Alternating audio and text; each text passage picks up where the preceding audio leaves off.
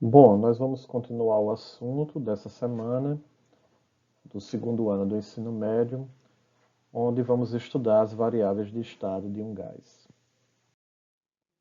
Bom, gente, a primeira coisa que nós temos que saber, né, a respeito das variáveis de um gás é quais são as grandezas físicas que nós podemos medir em um gás, certo? Então, nós temos três grandezas físicas principais, né, que são as medições mais comuns que nós usamos para fazer qualquer tipo de medida em gases. Okay? Então, a primeira variável é a pressão, que a gente vai representar pela letra P maiúscula. A segunda variável é o volume, que vamos representar pela letra V maiúscula. E a temperatura, que vamos representar pela letra T maiúscula. Okay? Então, essas três variáveis, elas vão guiar, né, todo o estudo que nós temos sobre gases. Okay? Uma coisa importante a se notar, gente, é que essas variáveis, elas se relacionam entre si. Okay? Como assim, professor? A relação entre elas acontece da seguinte maneira. Se eu mexo no valor de uma, eu acabo mexendo no valor das outras duas. Okay? Então, o que é que a gente vai fazer a partir das próximas aulas? A gente vai estudar a relação dessas três variáveis de estado. Okay? Então vamos falar um pouco sobre cada uma dessas variáveis de estado e o que são. Então, a primeira variável de estado que eu separei aí para fazer algum comentário é a pressão. Okay? Então, a pressão ela é a grandeza física que mede o valor da força por unidade de área que as partículas de um gás, né, elas fazem contra a parede do recipiente que os contém. Okay? Então, olhando aqui pela sua figura, gente, imagine aí que eu tenho um recipiente e que no interior dele eu tenho um gás, né, que está representado por essas bolinhas vermelhas aí.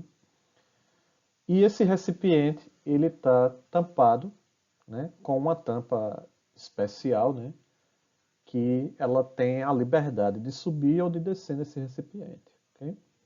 Essa tampa, gente, ela tem um nome, né, que a gente chama de êmbolo livre.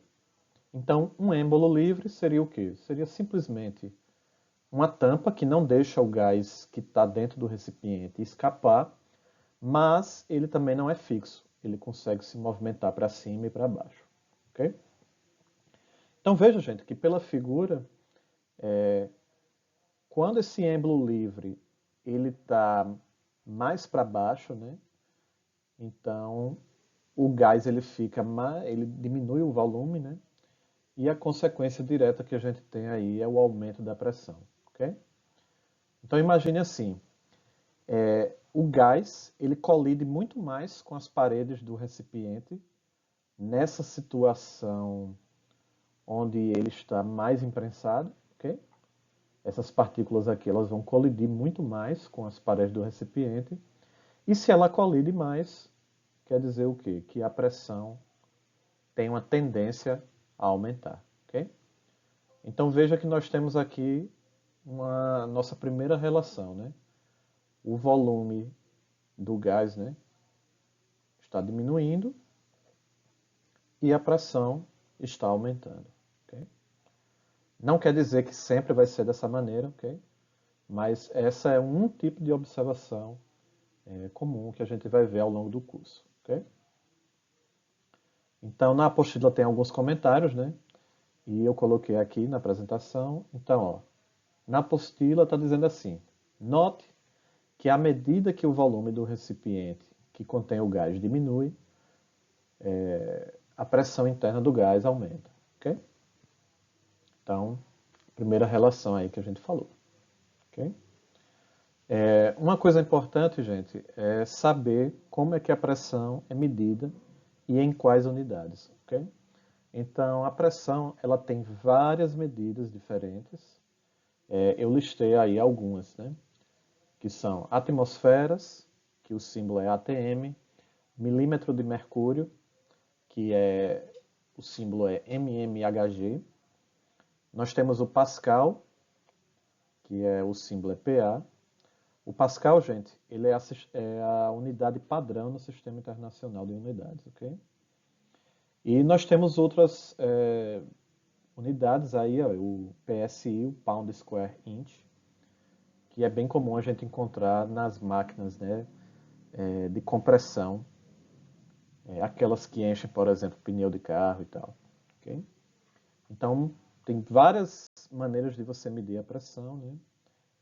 Algumas estão listadas aí a seguir, ok?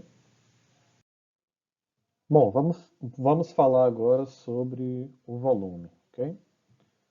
Então, o volume do gás, ele é basicamente o espaço que o gás ocupa no interior do recipiente, né? Lembre que o gás, como ele não tem forma, né, e ele se espalha pelo ambiente, é muito difícil de medir ele, o tamanho dele, né, sem estar dentro de um recipiente. Mas quando o gás está contido dentro de um recipiente fechado, né, que não deixa ele sair, fica bem mais simples de medir o volume, né? Então esse volume, ele basicamente seria o espaço que o gás ocupa dentro daquele recipiente. Gente, o volume ele não é tão difícil assim de ser entendido, né? É bem mais intuitivo. O que há de importante aqui para se falar sobre ele são as unidades de medida, ok? Então eu listei aí as três mais comuns, né, de a gente ver nos exercícios, que são centímetro cúbico, que é o cm com 3 elevado, né? O metro cúbico e o litro, ok? Então qualquer uma dessas três unidades aí se refere ao volume de um gás. Bom, vamos falar agora sobre a temperatura, né? Nós já andamos fazendo bastante exercício sobre a temperatura, ok? Então, a temperatura de um gás, gente, seria o quê? Seria uma medida da agitação das moléculas que compõem aquele gás, ok? Então, se o gás, aquelas moléculas do gás, elas se movimentam muito, então a temperatura daquele gás é maior. Se acontece o contrário, né? Então a temperatura ela vai ser menor, ok? Então coloquei uma figura aí na apostila, né?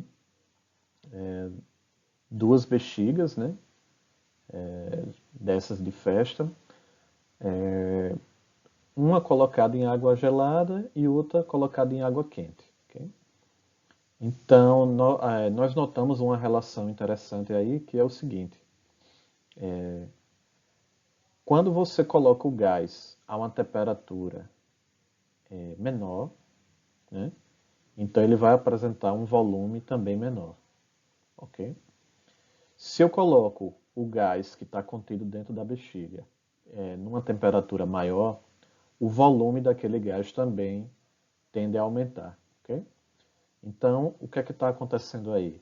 Quando a temperatura diminui, o volume diminui na mesma proporção, ok? E a mesma coisa acontece para quando a temperatura sobe, né? Então, a temperatura sobe, o volume do gás também sobe. Então, essa é a nossa segunda relação, né, que estamos observando aí. Então, na apostila tem um comentário, né, que diz assim: note que no recipiente com água gelada, menor temperatura, o volume da bexiga é menor, enquanto no recipiente com água fervente, maior temperatura, o volume da bexiga é maior. Okay? Nós já vimos antes, né, gente, que a temperatura tem três unidades de medida assim, principais, que são o Celsius, Fahrenheit, né? A escala Celsius, a escala Fahrenheit e a escala Kelvin. Okay? E no caso dos gases, né, que é essa área que nós estamos estudando, da termodinâmica, nós vamos usar a temperatura na escala Kelvin. Okay? Por que Kelvin? Porque toda a ciência que foi feita, né, a respeito da termodinâmica, ela foi desenvolvida para usar as temperaturas nos valores absolutos, ou seja, aquela escala que não possui números negativos, ok? Então é bem mais fácil de trabalhar com ela e as contas que a gente vai ver mais para frente são desenvolvidas todas ao redor dessa escala. Eu coloquei aí para vocês na apostila um exercício. É um exercício para você dizer se as afirmações são verdadeiras ou falsas, né? Temos 4 itens aí. Nessa parte inicial, né, gente, dessa semana, não estou colocando nenhum tipo de cálculo para vocês fazerem, ok? Então, vai ser bem simples. Leiam as apostilas, né, que vocês vão conseguir responder essa questão sem nenhum problema, ok? Então, essa atividade ela vai ficar como atividade para casa, para vocês me entregarem, né, pelo Google Sala de Aula ou para o meu e-mail.